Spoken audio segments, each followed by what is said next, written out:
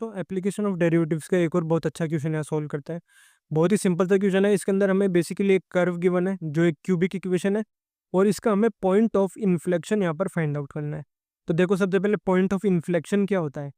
Point of inflection ऐसा point होता है जहाँ पर ये जो फंक्शन गिवन है हमारे पास, इसका जो फर्स्ट डेरिवेटिव होता है वाई डैश एक्स, उसकी वैल्यू भी जीरो हो, और जो सेकंड डेरिवेटिव होता है वाई डबल डैश एक्स, उसकी वैल्यू भी जीरो हो। मतलब एक्स की वो वैल्यू जहाँ पर इस कर्व के फर्स्ट डेरिवेटिव और सेकंड डेरिवेटिव दोनों जीरो हो, वही हमारा क्या होता है, पॉइंट ऑफ इन्फ्लेक्शन होता है। तो एक बार पॉइंट ऑफ इन्फ्लेक्शन की डेफिनेशन यहाँ पर मैं एक्सप्लेन कर देता हूँ।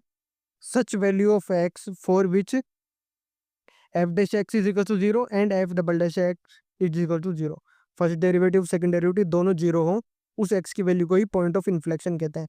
तो यहाँ पर मैंने वाई की वैल्यू लिख दी, इसे डिफ्रेंशिएट कर लेंगे तो वाई डैश एक्स आ जाएगा हमारे पास। तो इसे भी लिख लिया। अब इसे दोबारा डिफ्रेंशिएट करो, y d double dash x आ गया। अब इसकी वैल्यू को जीरो पुट करेंगे तो देखो एक्स की क्या वैल्यू आएगी, टू वैल्यू आएगी। अब इस एक्स की वैल्यू को टू को अगर आप वाई डैश में पुट करेंगे, यहाँ पर जो देखो मैंने वाई डैश में इसकी वैल्यू को पुट कर दिया, तो 3 × 2 का स्क्वायर माइनस 12 × 2 प्लस 12। इसे सोल्व करेंगे तो ये वैल्यू हमारे पास आ जाएगी कितनी, जीरो। इसका मतलब क्या हुआ, x is equal to two पर देखो वाई डैश भी जीरो हो गया और वाई डबल डैश भी जीरो हो गया।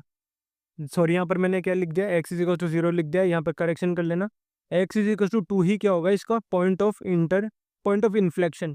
ये पी ओ आई का मतलब क्या है, पॉइंट ऑफ इन्फ्लेक्शन है। इसे पॉइंट ऑफ इंटरसेक्शन मत कर लेना। और ये जो लास्ट सेकंड लाइन में लिखी हुई है ना, at x is equal to zero, y dash is equal to zero, y double dash is equal to, इसमें एक्स की जगह क्या है, टू है, जीरो नहीं है। तो एक बार मैं वापस से एक्सप्लेन कर देता हूँ।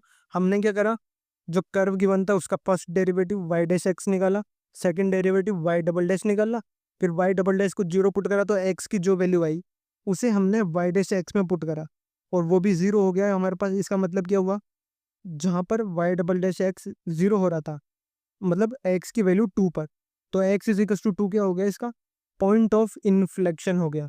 पॉइंट ऑफ इन्फ्लेक्शन ऐसा पॉइंट होता है जहाँ पर फर्स्ट डेरिवेटिव और सेकंड डेरिवेटिव किसी कर्व का दोनों ही जीरो होते हैं, उसे क्या कहते हैं हम, पॉइंट ऑफ इन्फ्लेक्शन कहते हैं।